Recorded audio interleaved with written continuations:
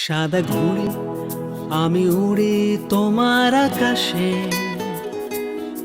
আকাশ ছেড়ে কোথায় গেলে তুমি? ওই জলে জলের তলে কাব্য লিখি, তোমায় খুঁজি কোথায় তুমি সবুজ প্রজাপতি? আলোর রেখায় ফিরে আসো একটিবার, ফিরে আসো। আমি তোমার পথ চেয়ে থাকি, অনিমেষে তাকিয়ে থাকি। কোথায় তুমি, কোথায় তুমি, কোথায় তুমি? জল ফড়িং, জল ফড়িং, জল ফড়িং, জল ফড়িংয়ের গান শুনে, জল ফড়িংয়ের গান শুনে কাটিয়ে দে 100 বছর, কাটিয়ে দে 100 বছর। জল ফড়িংয়ের গান শুনে, তুমি মিথ্যে বলো না। ওই 5 জনের পরিবারের কি অবস্থা? সবকিছুই বলতে চাই, স্পষ্ট করেই বলতে চাই। আমি কোনো ফাঁকা রাখি না কাজের মধ্যে। যেভাবে করেছি আপনার ভালোর জন্যই করেছি। সমস্ত লাইবিলিটিস আমার। পুলিশ কাল আমাকে ডেকে নিয়ে যাতা বলল। কি বললো? বলল আমি নাকি এই কিডন্যাপের সাথে জড়িত। বলেন ম্যাডাম। আচ্ছা ঠিক আছে, আমি পুলিশকে বলে দেব। ম্যাডাম আমি বলি কি, প্লিজ ম্যানেজার সাহেব, আপনি অনেক কিছু বলেছেন, আপনাকে আর কিছুই বলতে হবে না। Thank you. ম্যাডাম আমার এক আত্মীয় আছে বর্ডার গার্ড। আমি সব জায়গায় চেষ্টা করছি। Thank you. এবার আপনি আসুন। জি আসসালামু আলাইকুম। ম্যাডাম এই কোনো সমস্যা হলে আমাকে বলবেন, আমার অনেক লোকজন আছে। জি ঠিক কোনো আছে, চিন্তা করবেন না ম্যাডাম, ঠিক আছে ম্যাডাম? Thank you. কিছু কথা বলার আছে। হ্যাঁ বলেন। আপনার স্বামী ভীষণ ভয়ঙ্কর বিপদে আছেন। কিন্তু আপনি কে? আমি কে তা জানা আপনার জন্য জরুরি নয়। Important factor is your husband is in danger. তবে অনেক অনেক বেশি বিপদে আছেন তিনি, কিন্তু জীবিত আছেন। Hello hello hello.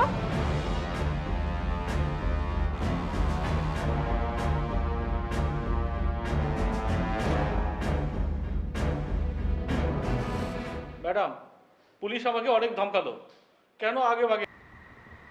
ভাই আমার রোজ খাওয়ানোর মতো কি দেন আপনারা? চোখ খুলতে পারি না, খালি ঘুমা।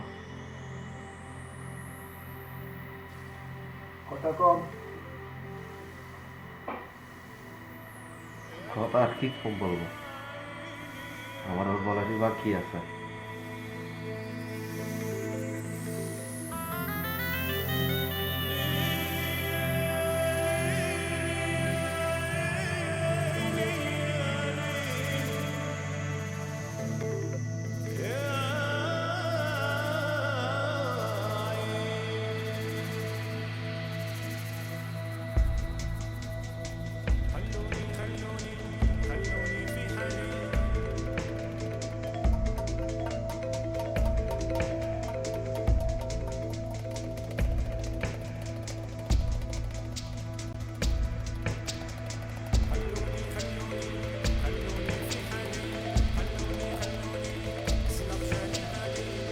হ্যালো, আমার বাসায় এত বড় একটা ঘটনা ঘটে গেল, আপনারা কিছুই করতে পারলেন না?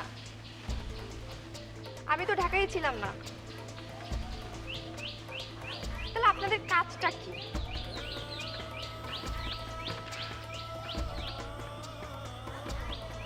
এখানে এত কিছু ঘটে গেল আর আমি কিছুই জানলাম না। আমি আপনাদের কেমনে খবর দিব? পুলিশ এসেছিল বাসায়? যে আমি যে কিভাবে কি করব কিচ্ছু বুঝতে পারছি না। আমিও তো প্রথম কিছুই বুঝতে পারি নাই।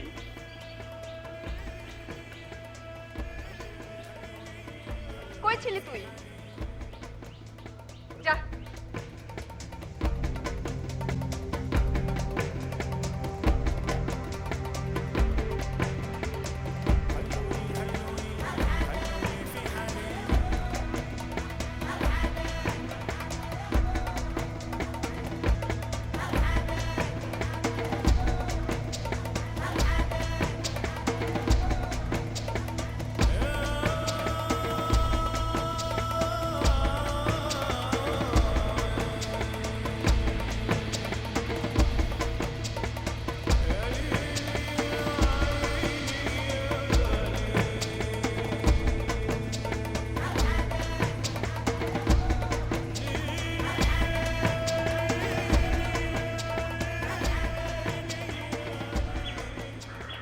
পিথি, হ্যাঁ পুষ্পিতা, কোথায় ছিলি তুই? আরে আমি তো ঢাকায় ছিলাম না, কলকাতা গিয়েছিলাম। কলকাতা? কেন? আমার এক মামা, ছোটবেলায় তার কোলে পিঠে আমি মানুষ হয়েছি, সে খুবই অসুস্থ ছিল। ও, তার মানে তুই কিছুই জানিস না?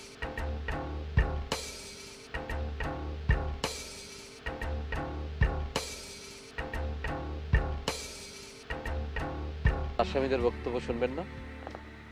শুনবো।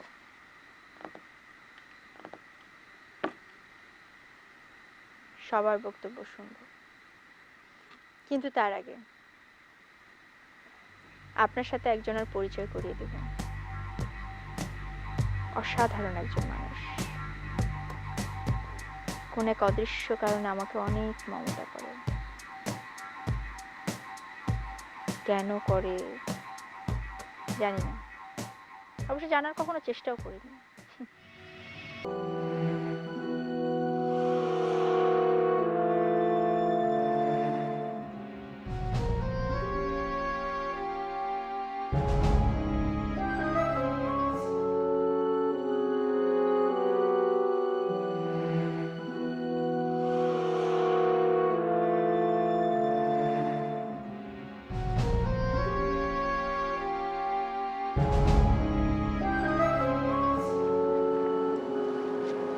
বৌদি, কিছু বলবি?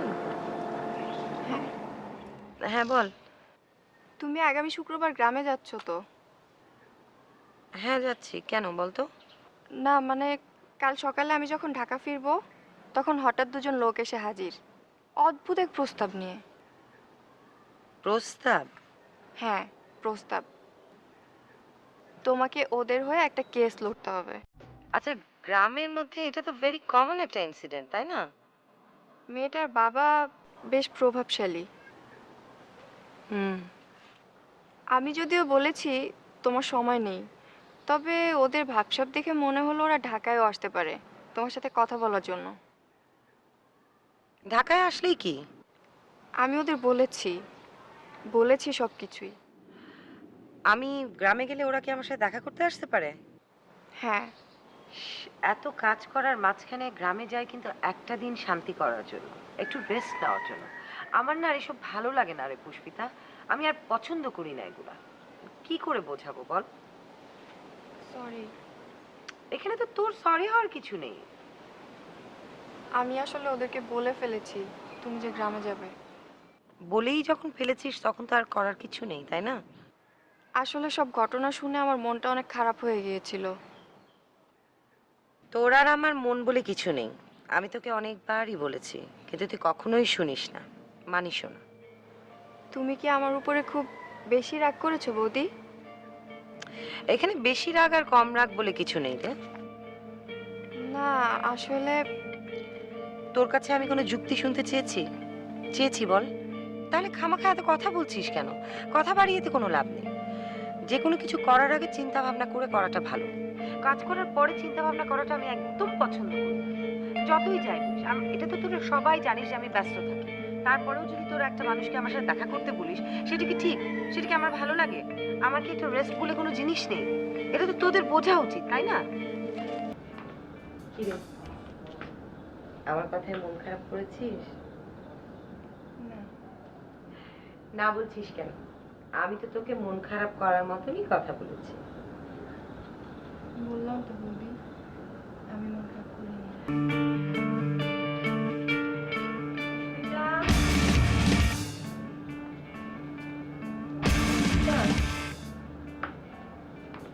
কি রে, আমার কথায় মন খারাপ করেছিস?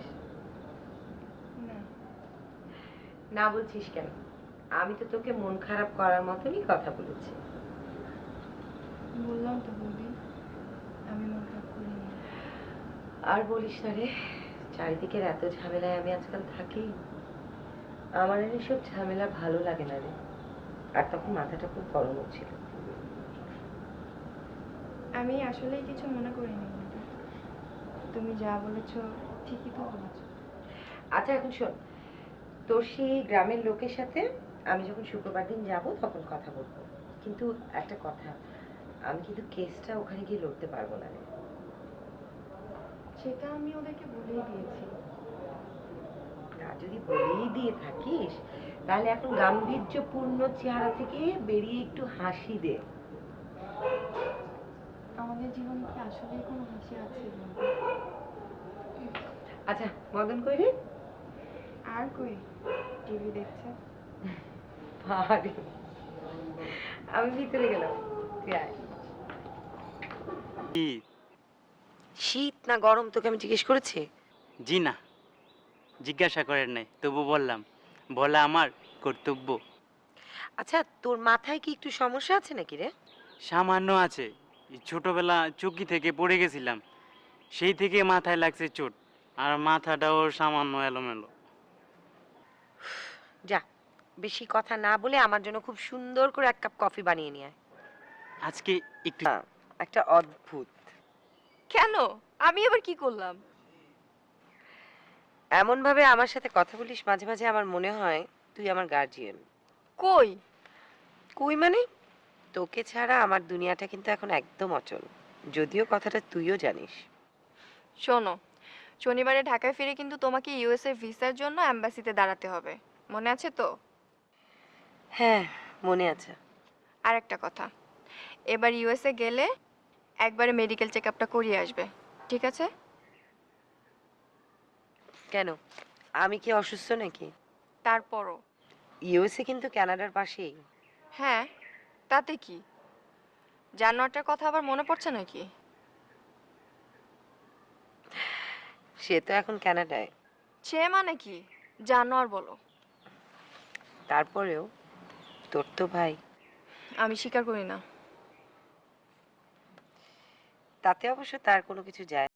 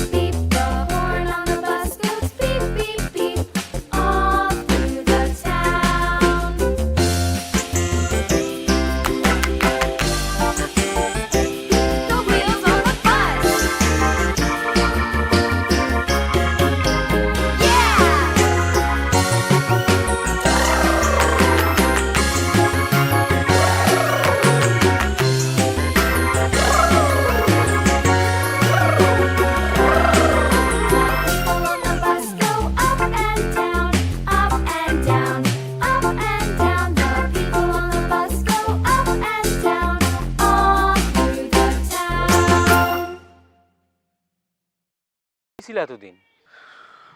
এত প্রশ্নের তো জবাব দিতে পারুম না, কিছু টাকা দে। টাকা? আমি টাকা পাবো কই? আমার কাছে কি টাকা থাকে? অল্প কিছু টাকা দে। কাশেম ভাই, তোমার চক্ষু কি লাল? আমার চক্ষু লাল না হলুদ সেটা কি তোর বিবেচনার বিষয়? তোরে টাকা দিতে বলছি, টাকা দে, থাকলে দে, না থাকলে জাগা। কাশেম ভাই, আমি কই কি, তুমি আমার লোকে দোকানে লও, কিছু খাও। টাইম নাই, শোন, আমি যে গ্রামে আসছি এই কথা যেন কেউ না জানে। আচ্ছা। তুই কি না কি বলবি, আমি অন্তত তোর সাথে থাকি না, নাকি?